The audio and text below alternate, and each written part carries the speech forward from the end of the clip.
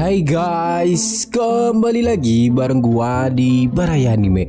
Gimana kabar kalian semua? Wahai para penikmat konten spoiler, semoga kalian selalu diberi kesehatan, dilimpahkan rezekinya, dan dipermudah segala urusannya. Di video kali ini gua mau nerusin kisah perjalanan Mukoda di dunia isekai. Setelah menjual barang-barangnya di kuil petualang, Mukoda memutuskan untuk menghabiskan hari berikutnya dengan bersantai. Itu adalah hari yang menyenangkan. Jadi, Vel, Gon, Dora, Sui, dan dirinya memutuskan untuk menghabiskan waktu nongkrong di taman.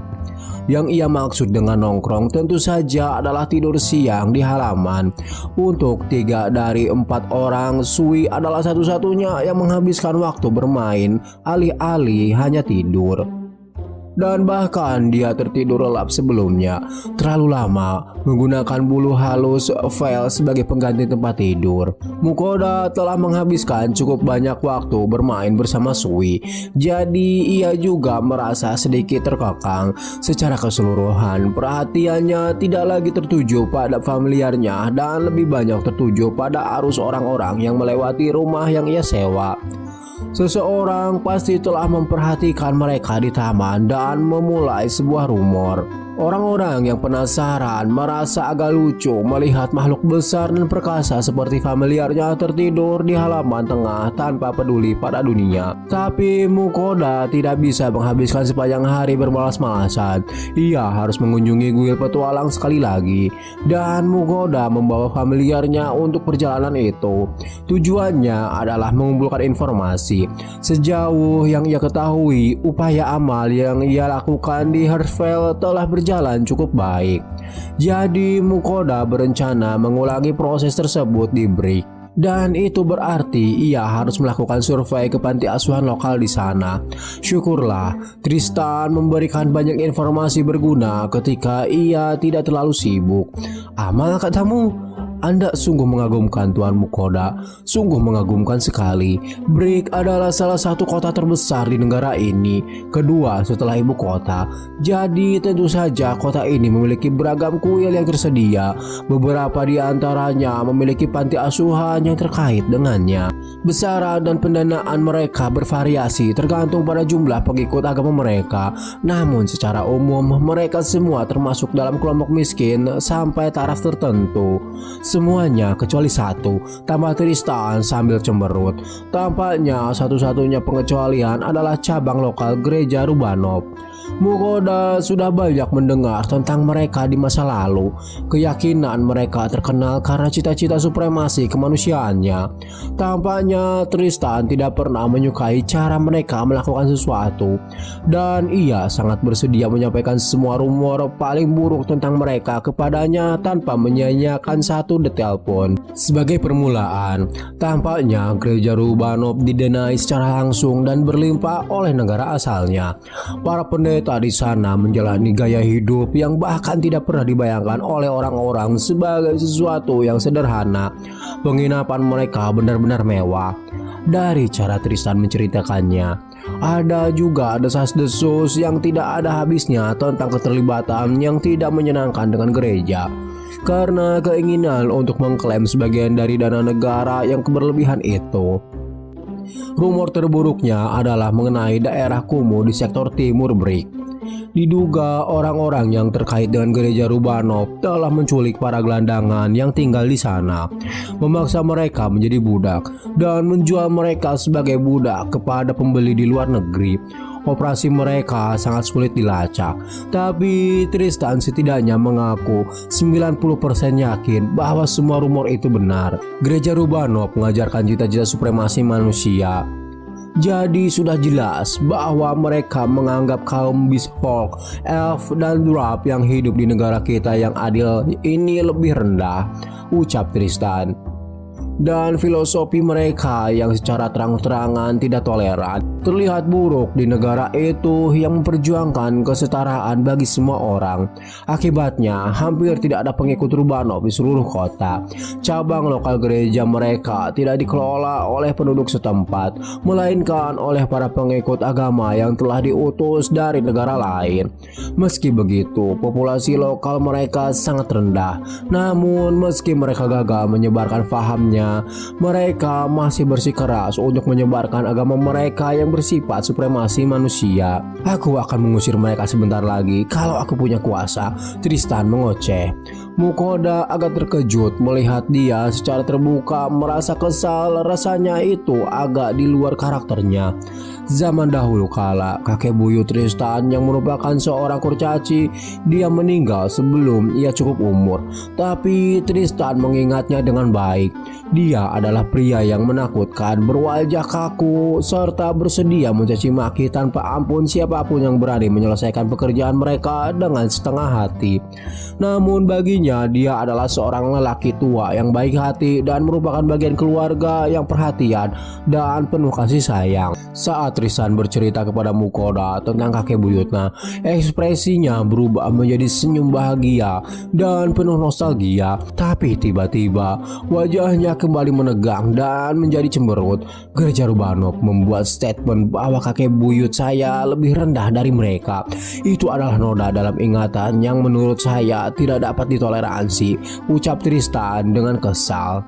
Hal itu menjelaskan banyak hal. Fakta bahwa Tristan memiliki kerabat kurcaci membuat Mukoda mudah memahami mengapa Tristan sangat menentang praktik diskriminatif yang dilakukan gereja.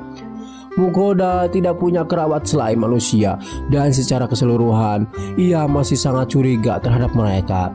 Tak perlu dikatakan lagi, ia sepakat bahwa menyumbang kepada mereka tidak mungkin dilakukan. Oh benar, sebelum saya pergi, sebenarnya saya punya satu pertanyaan terakhir yang ingin saya tanyakan, kata Mukoda kepada Tristan. Ia dan familiarnya selalu mendapati diri mereka berjalan di sepanjang jalan utama Brick. Banyak orang masih berhenti untuk melongo ke arah Gon saat ia berjalan melewatinya.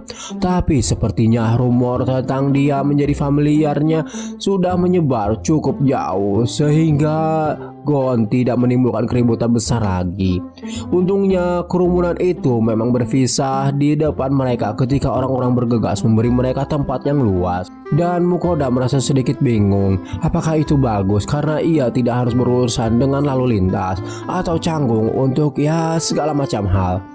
Lihat tuanku, lihat, aku ingin mencoba daging yang mereka jual di sana, kata Gon tiba-tiba memotong pembicaraan. Tidak, bukan yang itu, daging di warung itu aromanya lebih nikmat, kata Vel. Apakah tidak ada orang lain yang memperhatikan kedai rebusan itu? Apakah hanya aku yang menganggap baunya paling enak? Dora menimpali. Sui ingin mencoba semuanya, kata Sui ikut nimbrung pembicaraan yang lain. Tiga familiarnya pun setuju secara serempak. Kuartet pelahapnya telah mengarahkan pandangan mereka ke bagian jalan yang terdapat sejumlah kedai makanan. Dan dengan bersemangat mereka memutuskan apa yang ingin mereka coba. Sebaliknya Mukoda hanya menghela nafas. Kalian tahu kita datang ke sini tidak untuk makan kan?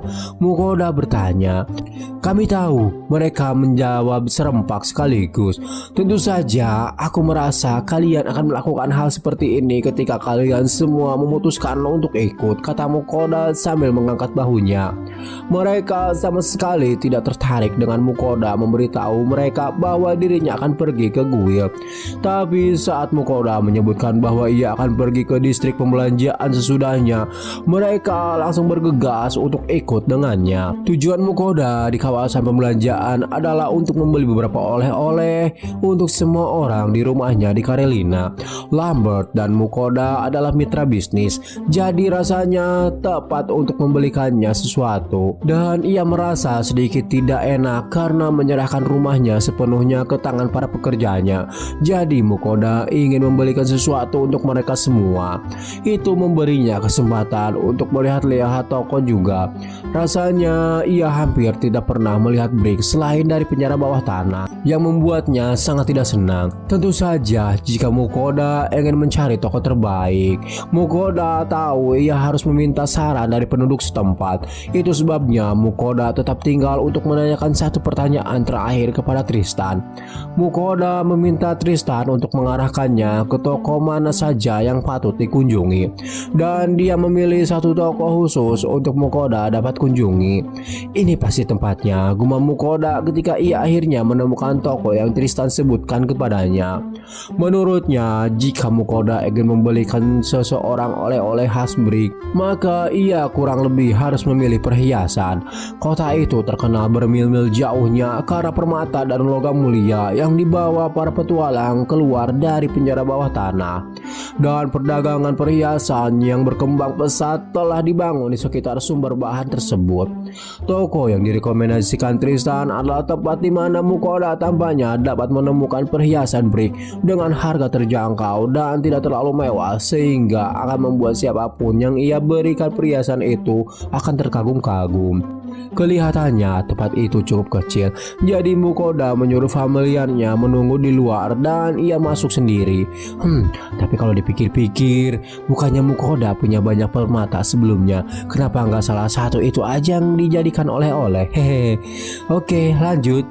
Setelah masuk, Mukoda disambut dengan ramah oleh penjaga toko itu yang tampaknya berusia sekitar 45 tahun. Kemudian Mukoda memberitahu tujuannya datang ke toko itu adalah untuk membeli oleh-oleh khas kota Brick. Oh begitu, hadiah itu untuk istrimu kah? Tanya penjaga toko, yang tentunya langsung dijawab dengan nada nyaring. Tidak. Mukoda menghela napas panjang. Ia pastinya tidak memilikinya secara tragis. Sebenarnya itu untuk pekerjaku. Maksudku, secara teknis mereka lebih seperti satu keluarga besar. Mukoda segera mengklarifikasi. Dan si penjaga toko pun nampak mengerti dengan apa yang Mukoda maksud. Kemudian ia menanyakan budget yang Mukoda siapkan untuk oleh-olehnya. Kurasa antara 1 emas atau lebih.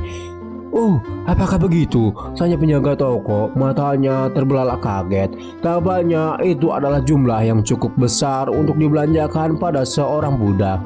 Tapi mengingat rezeki nomplok yang baru saja Mukoda dapat, ia tidak berminat untuk mengambil harga barang bernilai tembaga. Mukoda menghabiskan beberapa waktu mendiskusikan pilihannya dengan penjaga toko, dan akhirnya memutuskan satu set souvenir untuk semua orang.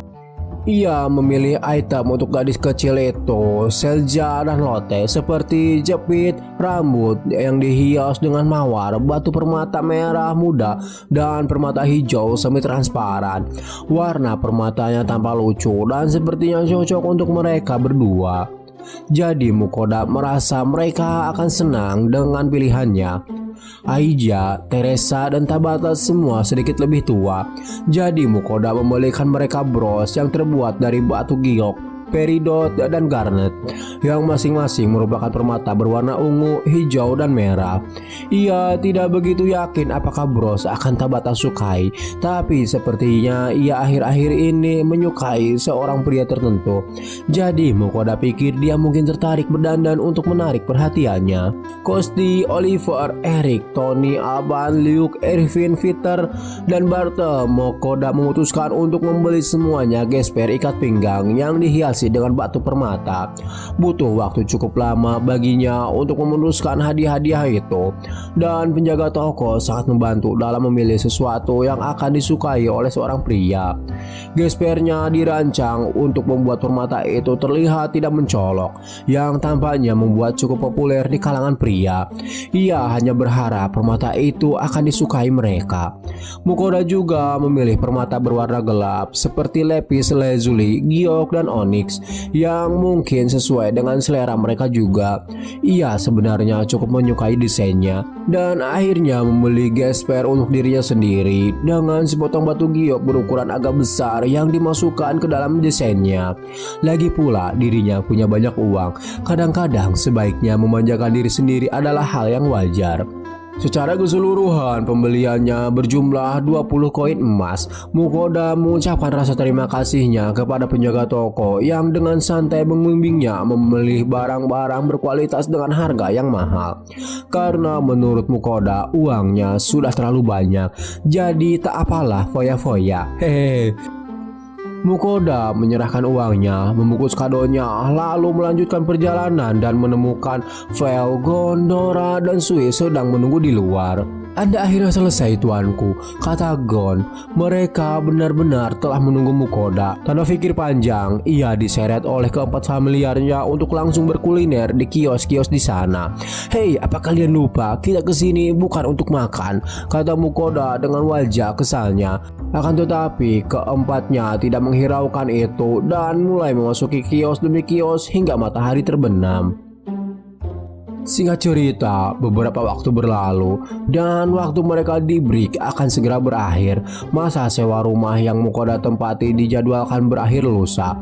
Setelah itu ia berniat kembali ke Karelina. Namun hari itu Mukoda akan memanfaatkan informasi yang diberikan Tristan untuk mengunjungi berbagai gereja dan panti asuhan di seluruh kota. Besok akan didedikasikan untuk melaporkan kepada para dewa tentang kegiatan amalnya serta mengurus persembahan mereka. Ngomong-ngomong soal para dewa, Mukoda sebenarnya sudah menghubungi mereka sehari sebelumnya dan ia sudah tahu bahwa salah satu dari mereka akan membuat dirinya yang begitu suci menjadi tenggelam dalam waktu yang lama. Ketika momen persembahan tiba, ia hampir tidak percaya hal itu mungkin terjadi, tapi ia menjadi semakin tertarik dengan kosmetik sejak Mukoda menjadikan toko obat sebagai salah satu penyewanya.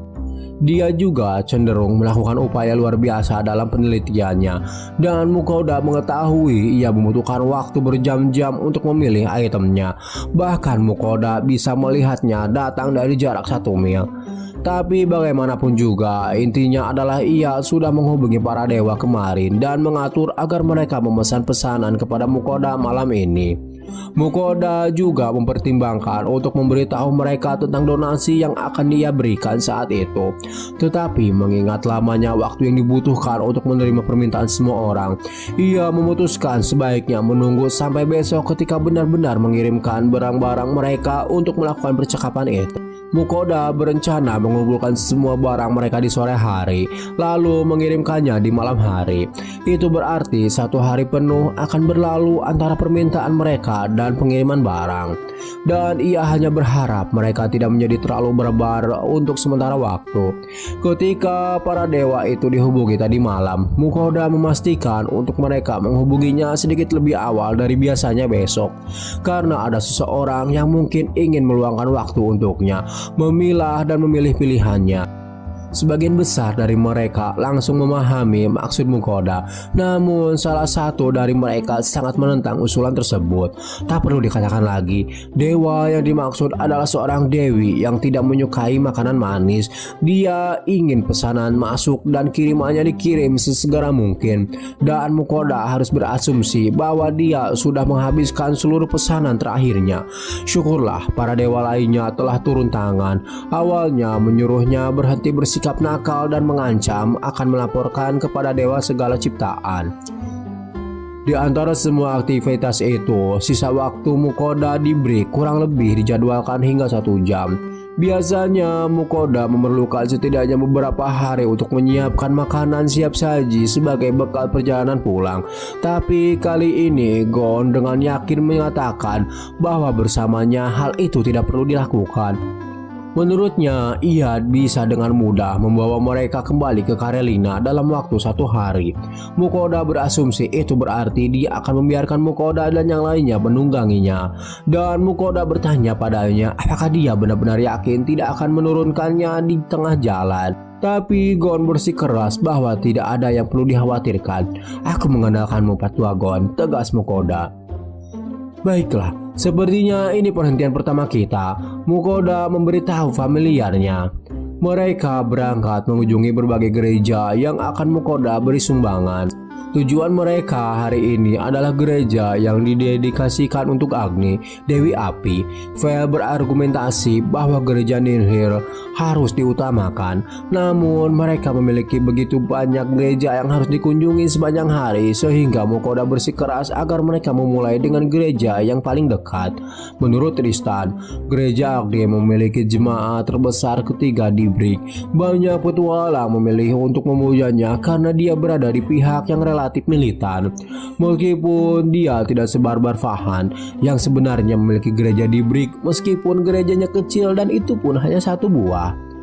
Panti asuhan yang terkait dengan gereja melatih anak-anak dengan baik dari segi suara dan menghasilkan penyihir api yang berbakat yang sejujurnya tampak tidak cocok untuk gereja Dewi Api, serta penombak yang terampil. Gereja itu cukup besar sehingga Vel dan yang lainnya tidak mengikuti Mukoda ke dalam, dan saat mereka melangkah masuk, Mukoda mendapati bahwa gereja itu jelas sudah cukup tua namun juga terawat dengan baik. Patung Agni berdiri di tengah-tengah gereja, namun sebenarnya Mukoda tidak melihat satupun pendeta di sekitar atau orang lain di sana sama sekali. "Permisi, apa ada orang di sini?" Mukoda memanggil, tapi tidak ada yang menjawab. "Tidak ada seorang pun di sini. Haruskah kita menyisihkan uangnya dan melanjutkan ke yang berikutnya?" ucap Vel. Mukoda kemudian menjelaskan, hanya karena mereka menunda sumbangan Nirnhir bukan berarti mereka tidak peduli dengan gereja lainnya. "Ada orang di sana, tuanku. Saya bisa mendengar suara mereka," kata Gon kepada Mukoda. Gon menunjuk ke arah sisi kanan gereja. Mukoda pun menajamkan telinganya, dan benar saja, sesaat kemudian ia berhasil mendengar apa yang terdengar seperti suara anak-anak sedang bermain. Mereka menuju ke arah itu, melewati sebuah pintu dan melangkah keluar di sebuah taman besar. Di sana mereka menemukan sekelompok besar anak-anak mengayunkan tombak dengan liar. "Fokus pada gerakan kakimu," teriak seorang wanita gagah yang berdiri di depan mereka.